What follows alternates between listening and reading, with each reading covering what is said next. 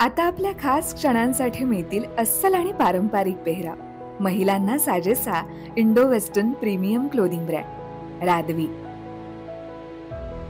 जिथं तुम्ही मूळ चंदेरी पासून लिनन पर्यंत प्रत्येक भारतीय वस्त्रातील पेहराव खरेदी करू शकता। म्हणूनच आजच आमच्या ऑफिशियल वेबसाईटला भेट द्या, जिथं परंपरेचा साज तिथं रादवी तुमच्यासाठी खास। नमस्कार, मी साक्षी पांचाळ न्यूज अनकटच्या पुणे कनेक्ट मध्ये आपलं स्वागत करते। पाहूयात पुण्यातील काही महत्त्वपूर्ण घडामोडी। नागपूर आणि पुण्यादरम्यानचा प्रवासासाठी आता पुणेकरांना एक नवा आणि वेगवान पर्याय मिळालाय। पंतप्रधान नरेंद्र मोदींच्या हस्ते आज नागपूर पुणे नागपूर वंदे भारत एक्सप्रेसचा शुभारंभ करण्यात आला। यावेळी विदर्भ आणि पश्चिम महाराष्ट्रातील अंतर आता कमी होणार आहे।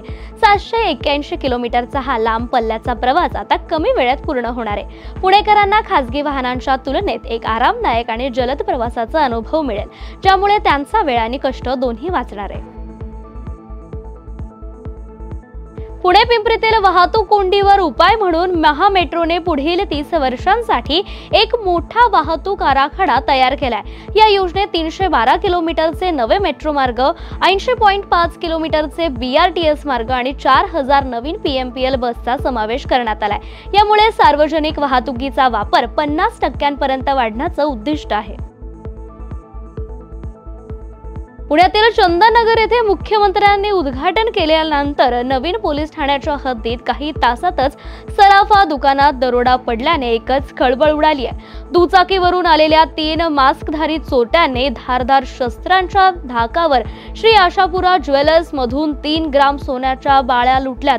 दिवसाढवळ्या घडलेल्या या घटनेमुळे नागरिकांमध्ये भीतीचं वातावरण निर्माण झाले, तर पोलिसांच्या कार्यक्षमतेवर पुन्हा एकदा प्रश्नचिन्ह निर्माण झालेत। या घटनेचा तपास आता पोलीस करतायत। यंदाच्या गणेशोत्सवासाठी राज्य सरकारने 600 कोटी रुपयांचा निधी जाहीर केला असून हा उत्सव राज्य उत्सव म्हणून साजरा केला जाणार आहे, अशी माहिती मंत्री चंद्रकांत पाटील यांनी दिली आहे। तर पुण्यात तुळशीबाग गणेशोत्सव मंडळाच्या कार्यक्रमात त्यांनी ही माहिती दिली आहे। रक्षाबंधनाच्या दिवशीच महिला आयोगाच्या अध्यक्ष रुपाली चाकणकर यांच्या मावस भावाचं निधन झालंय।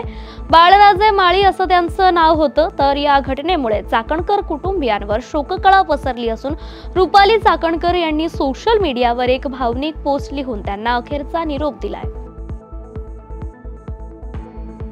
पुण्यातील फुरसुंगी येथे सासरच्या छळाला कंटाळून 24 वर्षीय सीमा अक्षय राखपसरे या विवाहितेने आत्महत्या केली आहे। लग्नानंतर पती अक्षय आणि सासरच्या लोकांनी माहेरहून पैसे आणण्यासाठी तिला त्रास दिला होता।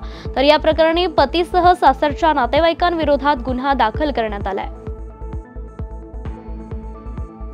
पिंपरी चिंचवड पोलीस दलातील 5 पोलीस निरीक्षकांना उप अधीक्षक किंवा सहाय्यक आयुक्तपदी बढती मिळाली आहे। पोलीस निरीक्षक सतीश नांदुरकर यांना सहाय्यक आयुक्तपदी पदोन्नती मिळाली असून इतर 4 अधिकाऱ्यांची पुणे गुन्हे अन्वेषण शाखेत आणि त्याच विभागात तसेच माजलगाव येथे त्यांना बदली मिळाली आहे।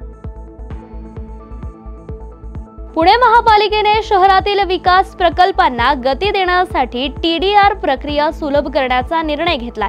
यासाठी लागणारी SOP तयार करण्याच्या सूचना देखील आयुक्तांनी दिल्यात। त्यामुळे TDR प्रकल्पातील कायदेशीर आणि तांत्रिक अडचणी कमी होऊन रखडलेले प्रकल्प वेळेत पूर्ण होण्यास मदत होईल।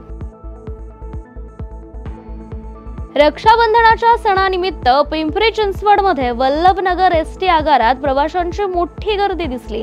मराठवाडा, विदर्भ, कोकण आणि पश्चिम महाराष्ट्रात जाणाऱ्या प्रवाशांसाठी ST महामंडळाने जादा बस फेऱ्यांचं नियोजन केलंय। महिलांसाठी असलेल्या 50% तिकीट सवलतीमुळे महिला प्रवाशांची संख्या लक्षणीय वाढली आहे। तर खासगी वाहनांपेक्षा STचा प्रवास अधिक सुरक्षित वाटत असल्याचं प्रवाशांनी सांगितलंय। नवीन महापालिका स्थापन होईपर्यंत फुरसुंगी, उरळी देवाची गावांचा पुणे महापालिकेत समावेश करण्यात यावा, अशी मागणी तेथील नागरिकांनी केली आहे। तर उपमुख्यमंत्री अजित पवार यांच्या पाठिंब्यानंतर नागरिकांनी ही मागणी जोर धरली आहे, ज्यामुळे नवीन समाविष्ट गावांचा विकास सुनियोजित पद्धतीने करणं आता शक्य होईल।